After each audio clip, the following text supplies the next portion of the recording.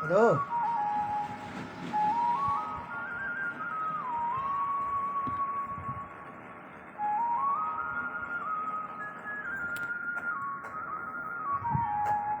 ए share गर्न मात्रै दिन्छु। शेयर गर्न लगाएको थियो त त्यसो त ढिलो भयो आज कसैलाई पनि थाहा पाएन।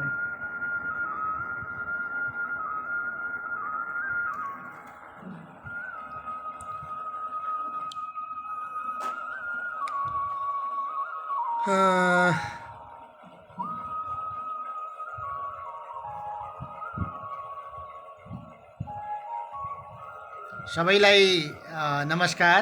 आज मिति 2079 साल वैशाख 25 गते, तदनुसार 2022 मे 8 तारिक, वैशाख शुक्ल पक्ष अष्टमी आइतबारका दिन राति 7:55 बजे लघुकथा पाठ्य सर्वदृश्य प्रतिष्ठानको 201औं श्रृङ्खलामा म वाचक मनोहर पोखरेल उपस्थित भइसकेको छु। आज बिजुली र नेटका कारणले गर्दा समयभन्दा अलिकति ढिलो उपस्थित हुन पुगेकोमा क्षमा प्रार्थी छु। आज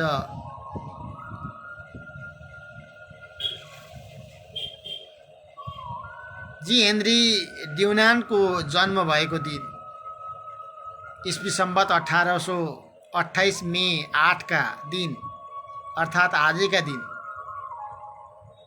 युरोपको स्विजरल्यान्डको जेनेभामा जी हेनरी ड्युनान्टको जन्म भएको दिन हो। नोबेल शान्ति पुरस्कारका प्रथम विजेता अनि रेड क्रस जस्तो विश्वव्यापी परोपकारी संस्थाका संस्थापक जी हेनरी ड्युनान्टको जन्मदिनलाई आज विश्व रेड क्रस दिवसका रूपमा पनि मनाइन्छ। हामी पनि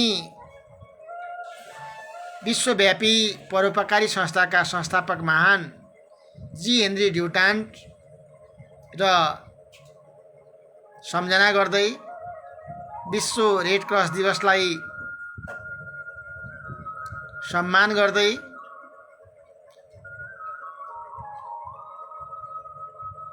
परोपकारी मनहरूलाई आजको लघुकथा समर्पण गर्दै अनि सद्भाव व्यक्त गर्दै हामी आज लघुकथा वाचन गर्न गइरहेका छौँ। बाहिर अलि हावा पनि चलिरहेको छ। बिजुली जाने आउने क्रमका कारणले गर्दा आज म अलिकति ढिलो उपस्थित हुन पुगेको छु। यसका लागि मैले अघि नै क्षमा प्रार्थी पनि भनिसकेको छु।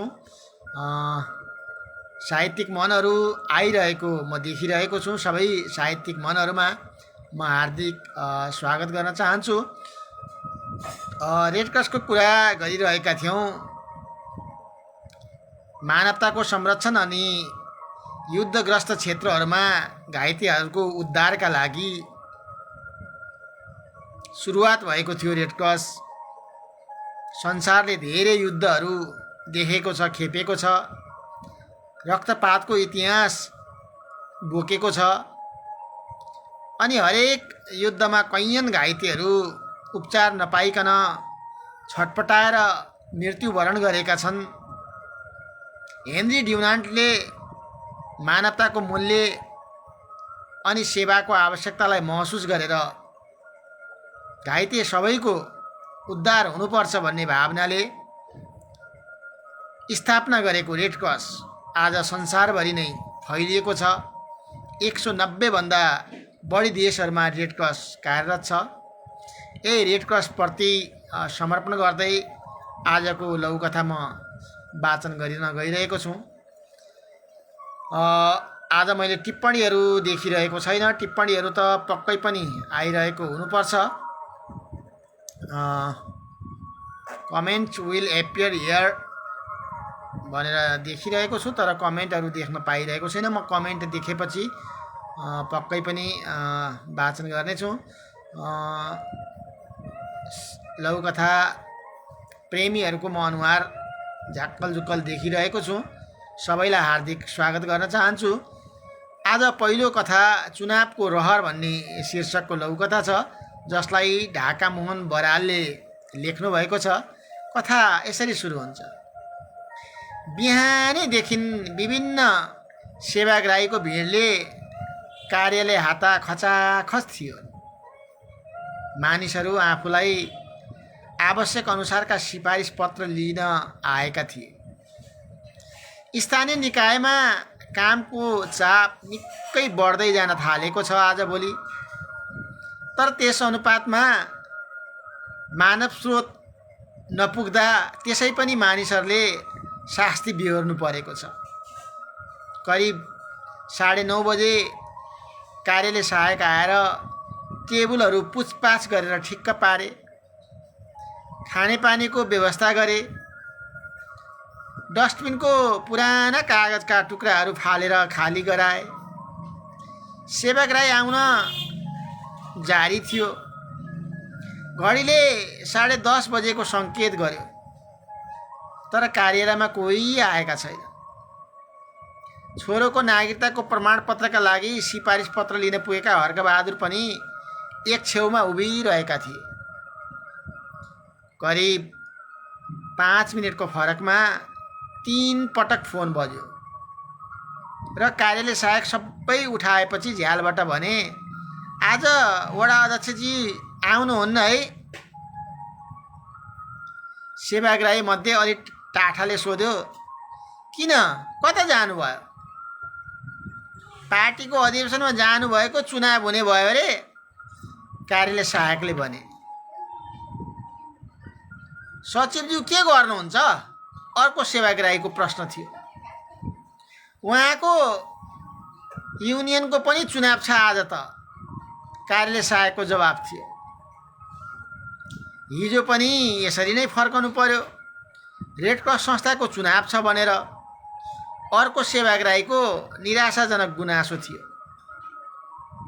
काम नबन्ने भएपछि एक एक गरेर मानिसहरू कार्यालय हाताबाट निस्कँदै जान थाले।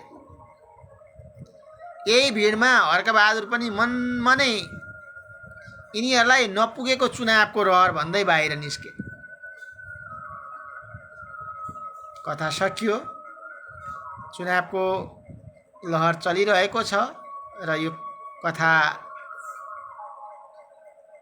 चुनावको कुरा छ अनि रेड क्रसको कुरा पनि भएकोले मैले ढाका मोहन बरालजीको यो कथालाई समेटेको हुँ। आज विश्व रेड क्रस दिवस पनि हो। रेड क्रसको एउटा शब्द यहाँ जोडिएको छ अनि चुनावको अहिले माहौल छ, त्यही भएर पनि ढाका मोहन बरालजीको यो लघुकथा मैले छनौट गरेँ।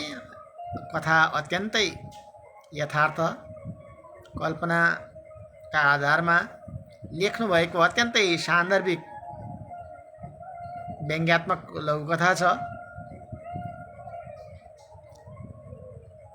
सेवाग्राहीहरू काममा आउँछन्, रित्तै हात फर्किनु पर्छन्। यो खालको समस्या कार्यालयमा छ। वडा कार्यालयमा वडा अध्यक्षज्यू पनि पार्टीको अधिवेशनको चुनाव भनेर जानुभएको छ। सचिवज्यू पनि युनियनको चुनावमा जानुभएको छ। हिजो पनि यसै गरी रेड क्रसको चुनाव भएर सेवाग्राहीहरू फर्के, निराशाजनक कुरा गरे। निराश भएर आज पनि फर्कने स्थिति भयो र यही अवस्थालाई जनताले कति दुःख गरेर, कति अपेक्षा गरेर कार्यालय आएका हुन्छन्। कार्यालय सहायक बाहेक जिम्मेवार मान्छे कोही नहुँदाखेरि परेको पीडा र समयको बर्बादीको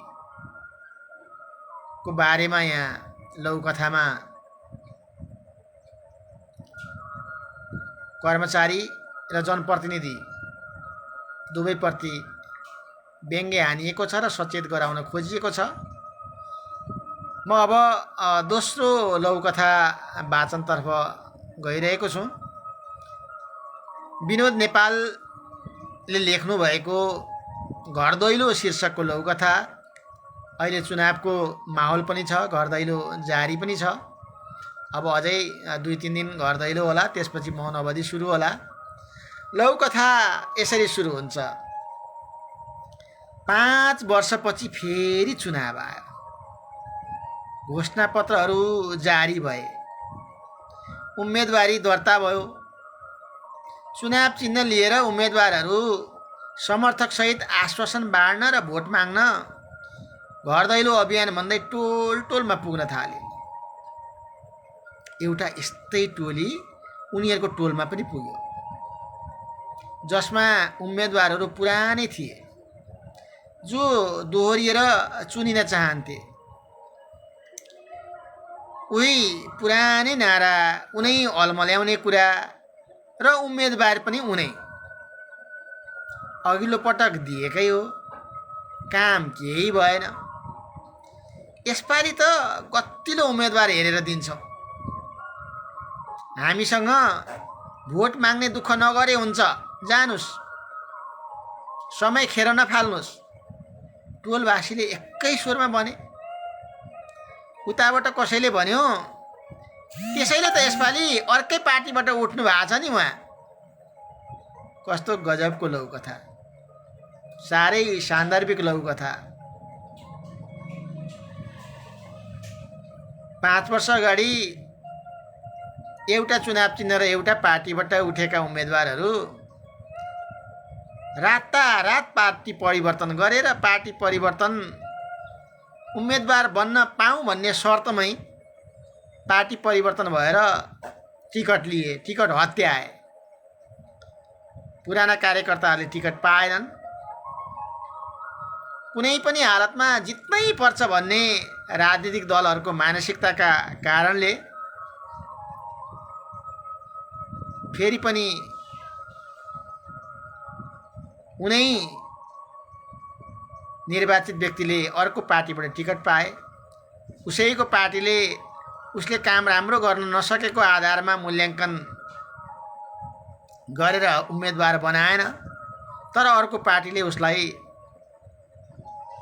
उम्मेदवार बनाइदियो। अहिले धेरै ठाउँमा यस्तो छ। मनोनयनको अघिल्लो रात पार्टी परिवर्तन गरेर उम्मेदवार बन्नेहरू प्रमुख उपप्रमुख अध्यक्ष उपाध्यक्षकै उम्मेदवारी हत्याउनेहरूको सङ्ख्या ठुलो छ।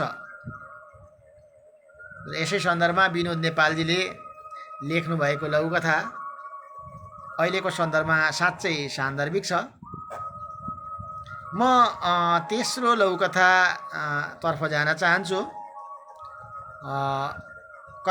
लघुकथा झर्को शीर्षकको लघुकथा छ र मैले यहाँ प्रयत्न गरिरहेको छु कमेन्ट्स हेर्ने। कमेन्ट आज के कारणले गर्दा देख्न पाइरहेको छैन। कमेन्ट नआएका कारणले गर्दाखेरि मैले कमेन्ट वाचन गर्न सकिरहेको छैन। यसका लागि म क्षमा प्रार्थी छु। मैले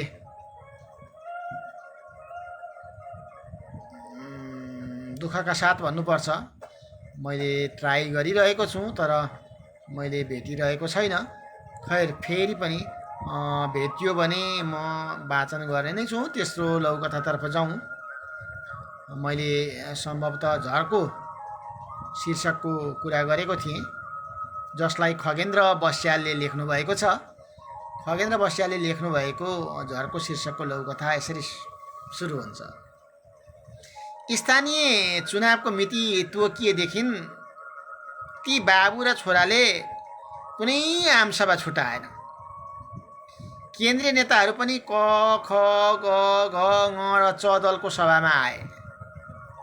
सबैले अरू दलका नेताहरूलाई हिरो छ्यापेर मात्रै फर्के।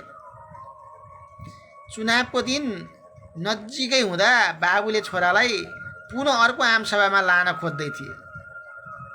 उसले भन्यो, अबदेखि म मात्रै होइन, तपाईँलाई पनि जान दिन्न। उनी अचम्म परेर सोधे, किन बाबु? उसले भन्यो, अर्कोलाई हिलो छ्याप्ने र आफू पानी माथिको ओबानो हुने राजनीतिले देश बिग्रेको महसुस भयो। हिलो छ्याप्ने बाहेक नेताहरूले अरू केही जानेका छैनन् र? निकै राम्रो लौकथा, झर्को शीर्षकको लौकथा। खगेन्द्र बस्याललाई यसका लागि हार्दिक धन्यवाद छ। साँच्चै नेताहरूको भाषण चाखलाग्दो हुनुपर्ने हो, झर्को लाग्दो बन्दै गएको छ। आफ्ना योजनाहरू, आफ्ना प्रतिबद्धताहरू, आफ्ना घोषणाहरू, आफ्ना सङ्कल्पहरू, आफ्ना सोचहरू जनताको बिचमा पस्केर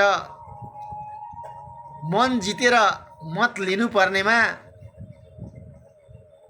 नकारात्मकताका आधारमा मत लिने प्रचलन बढ्दै गएको छ। अरू सबैलाई खराब भनेपछि अनि मात्रै भोट पाइने भन्ने मानसिकताले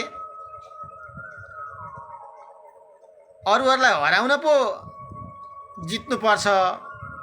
समाजको, देशको विकासका लागि होइन, आफ्नो योजना लागू गर्न होइन, आफ्नो सोचहरू कार्यान्वयन गर्नका लागि होइन, अरूलाई हराउनैका लागि उठ्नुपर्छ भन्ने मानसिकता नेताहरूको भाषणमा, नेताहरूको बोलीमा देखिएको छ। यसले छोरा र बाबुको बिचमा एउटा संवाद गएको छ र अन्तिममा भनिएको छ, अबदेखि म मात्रै होइन तपाईँलाई पनि जान दिन्न। अरूलाई हिरो छ्याप्ने, आफू पानीमाथिको ओभानो बन्ने, यस्तै राजनीतिले देश बिग्रेको छ भन्ने महसुस गर्दै कथा समापन भएको छ। खगेन्द्र बस्यालज्यूलाई यति मिठो लघुकथाका लागि मुरी आभार व्यक्त गर्न चाहन्छु। म अब चौथो लघुकथा, नाटक शीर्षकको लघुकथा वाचन गर्न गइरहेको छु, जसलाई तुलसी पण्डितले लेख्नुभएको छ। र तुलसी पण्डितले लेख्नुभएको लघुकथा यस प्रकार छ। चुनाव माहौल निकै तातेको छ। नेता कार्यकर्ताहरू सबैजसो घरमा पसेका छन्। घर मान्छे नभए खेतमा पनि पुग्छन्, बिन्ती भाउ गर्छन्, काम सघाउँछन्, खुट्टामा ढोगौला झै गर्छन्। हजुर, अहिलेको 1 भोट मलाई दिनुहोस् है, म यो ठाउँको काया पलट गर्नेछु। होइन, हजुर अघिल्लो चुनावमा पनि त्यसै भन्नुभएको थियो, तर यो ठाउँ बनेन, अब पनि त्यस्तै त होला। के गर्ने, योजना बनाएका थियौँ, तर कोरोनाले पुरा हुनै दिएन। फेरि हामी जनतालाई पाल्ने पार्टी हो, खान नपाएकाहरूलाई घर घरै खाद्यान्न पुर्याउँछौँ, वृद्ध भत्ता दिने पनि हामी नै हो। हामी अगायौँ, तपाईँहरूका गुलिया वचनले धेरै भयो हामीलाई झुक्क्याउनु भएको। अब त हाम्रालाई होइन, राम्रालाई भोट दिन्छौँ। तपाईँ यता आउनु त भन्दै नेताले तान्दै अलि पल्तिर लग्यो किसानलाई, गोजीमा हात हाल्यो। ल हजुर, अब त फरक नपरोस्, हामी सधैँ दिन दुखीको भलाउने काम गर्छौँ। उनीहरू त्यो घरबाट अर्को घरमा जाँदै थिए। एक 80 वर्षको बुढा माग्दै हिँडेको रहेछ। भोट माग्नेहरूसँग जम्का भेट भयो। बुढाले अनुनय गर्दै भने, हजुर मलाई केही सहयोग गर्नु न, मैले 2 दिन भयो खान नपाएको। उम्मेदवारले अगाडि सर्दै भने, ए हजुर पनि यतैको हो, आउनुहोस् हामी बोकेर घर लगिदिन्छौँ, खाने व्यवस्था पनि गरिदिन्छौँ। भोट हामीलाई दिनु होला बाबा, यो चिन्हमा यसरी स्वस्तिक चिन्ह लगाउनु होला। बाबु हो, मेरो घर यहाँ होइन नि। हो र बाबा, कहाँ हो हजुरको घर? मेरो घर तराईमा पर्छ।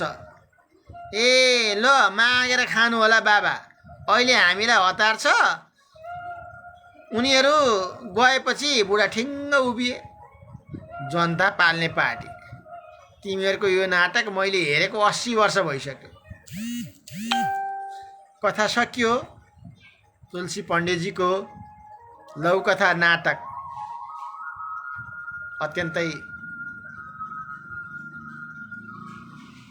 सान्दर्भिक र यथार्थ परक छ घटना। उम्मेदवारहरूको रङ रूपहरू देखाइएको छ यहाँ र शीर्षक पनि अत्यन्तै सान्दर्भिक बनेको छ। नाटक शीर्षकको यो लघुकथा निकै अर्थहरू सहित समापन भएको छ र लास्टमा मतदाता नभएको थाहा पाइसकेपछि चाहिँ नि उम्मेदवारहरूको व्यवहार फरक भएको, उम्मेदवारलाई मतदातालाई चाहिँ नि खुट्टा ढोकाउँदै गर्ने, जे पनि गर्न तयार हुने, जनतालाई पाल्ने पार्टी हो भनेर सपना बाँड्ने, तर त्यही जनता मतदाता होइन भन्ने कुरा भएपछि त्यसको व्यवस्था गर्ने, उनको दुःख सुखमा सहयोगी नबन्ने नाटकलाई नाटक शीर्षककै कथा मार्फत हाम्रा अग्रज लघुकथाकार तुलसी पण्डितजीले यहाँ राख्नुभएको छ। मैले यसलाई वाचन गरेँ। अब म पाँचौं तथा अन्तिम लघुकथा एकल वृद्ध शीर्षकको लघुकथा, जसलाई आचार्य पर्वाले लेख्नुभएको छ अमेरिकाबाट। कथा यसरी सुरु हुन्छ। सुषमा बुवालाई के भएछ? बोल्दा पनि बोल्नुहुन्न, मुखै नियाउरो छ। रबिनले श्रीमतीलाई सोध्यो। सुषमाले भनी, म के जान्नु, सासु भए पो सोध्नु। होइन, सासु न ससुरा के फरक पर्छ? बिरामी हुनुभएको हो कि केही चाहिएको थियो कि? त्यति सोध्न त सकिन्छ नि। म सक्दिनँ, फेरि सन्की सुषमा। रबिन मौन भन्छ र बाको कोठामा पस्छ। बा आँखा बन्द गरेर ढल्किरहेका हुन्छन्। उसले बालाई सोध्छ, बुवा हजुरलाई सन्चो छैन कि क्या हो? बुवाले आँखा खोल्छन् र छोरालाई हेर्दै भन्छन्, शरीर सन्चै छ तर मन बिसन्चो छ। किन, के भयो मलाई भन्नु न? रबिनले आग्रह गर्छ। के भयो भन्नु बाबु, तँ पनि घरमा बस्न पाउँदैनस्। बुहारी मेरो छेउमै पर्न धक मान्छिन्। छोरी र बुहारीमा फरक हुन्न जस्तो लाग्थ्यो, तर मेरो सोच गलत रहेछ। आज मेरो अपरेसन गरेको ठाउँ निकै दुख्यो। औषधि निर्कुल गरेर खान सकिनँ। बुहारीलाई कति पटक बोलाएँ, सुनेको नसुने जस्तै गरिन्। अनि घाउभन्दा मन झनै दुख्यो। बुवाको कुरा सुनेर रबिनलाई नमिठो लाग्यो। बुवाको कोठाबाट निस्कियो र कोठामा गएर सुषमालाई भन्यो, सुषमा बुवाले बोलाउँदा तिमीले किन नसुनेकी? बुवालाई अपरेसन गरेको ठाउँ दुखेको रहेछ, अरू केही गर्न नसके गएर सोध्न त सक्थ्यौ। सुषमालाई भावुन्न छुट्यो र मुख पड्काइ, के मैले बुवाको अपरेसन गरेको ठाउँमा हेरौँ त? रबिनले भन्यो, तिमीले सोधेर औषधि दिन त सक्थ्यौ। सुषमा फतफताउन थाली, यही त अप्ठ्यारो।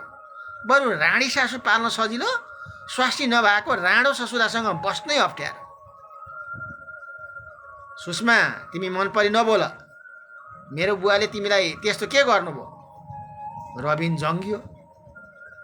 कोठाबाट बुवाले छोरा बुहारीको तर्क सुनेपछि भित्तामा टाँगिएको पत्नीको तस्बिर हेर्दै तरर आँसु बगाउँदै भने, लक्ष्मी बरु म अघि गएको भए तिमीले त यस्तो वचन सुन्नु नपर्ने रहेछ।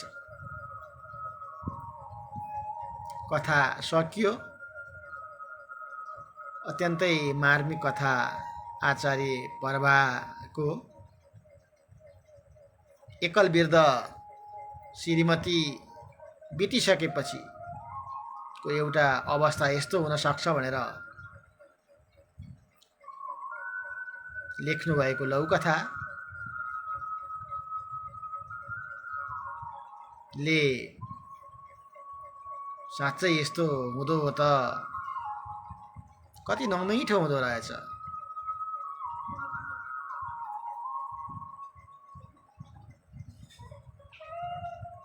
बुहारीहरूलाई सासु पाल्न भन्दा ससुरा पाल्न निकै गाह्रो हुँदो रहेछ। त्यसमाथि पनि श्रीमती नभएको श्रीमानलाई, बुवालाई, ससुरालाई, छोराहरू कामका सिलसिलामा बाहिर जानुपर्ने, बुहारी भने ससुराको छेउ पर्न धक मान्ने, अप्ठ्यारो मान्ने, ससुरालाई बुवा नठान्ने परिस्थितिले कथाको अन्त्य अत्यन्तै मार्मिक बनाएको छ। यस्तो नहोस्, सबै ससुराहरू बुवा र सबै बुहारीहरू छोरी बन्न सकुन्। यो कथाले यो सन्देशसँगै शिक्षा पनि दिएको छ र एउटा मार्मिक कथा पस्किनु भएको छ आचार्य प्रवाजीले। उहाँलाई हार्दिक धन्यवाद। हाम्रो लौकथा पाठ्य सर्वदृश्य प्रतिष्ठान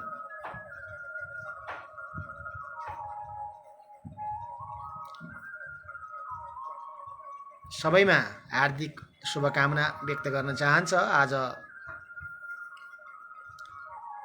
विश्व रेड क्रस दिवस हो। मानवता, निष्पक्षता, तटस्थता, स्वतन्त्रता, स्वयंसेवा, एकता, सर्वव्यापकता जस्ता 7वटा मुख्य सिद्धान्तहरूका साथ स्थापना भएको, अर्थात् हेनरी ड्युनान्टले स्थापना गर्नुभएको विश्व रेड क्रस दिवसको अवसरमा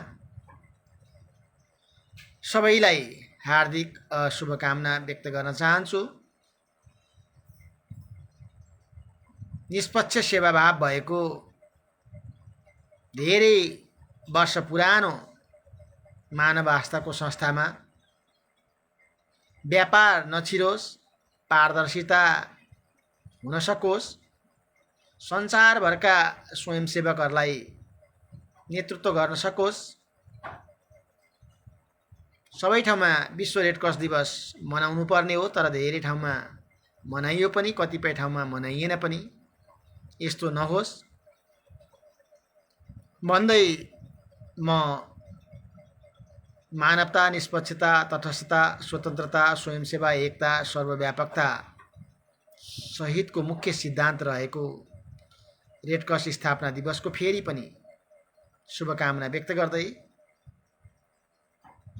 आज कुनै कमेन्ट देख्न नपाएकोमा र त्यसलाई वाचन र टिप्पणी गर्न नपाएकोमा दुःख व्यक्त गर्दै यहाँहरूबाट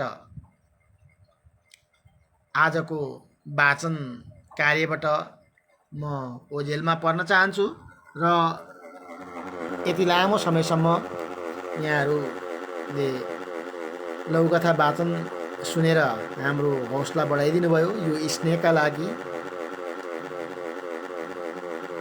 यो हौसला र प्रोत्साहनका लागि म सबै स्रष्टा, द्रष्टा, श्रोता, दर्शक, लौकथा प्रेमी, साहित्य प्रेमीहरूमा हार्दिक नमन व्यक्त गर्दै म बिदा हुन चाहन्छु। शुभरात्रि भन्न चाहन्छु। यहाँहरूबाट ओझेल पर्न चाहन्छु।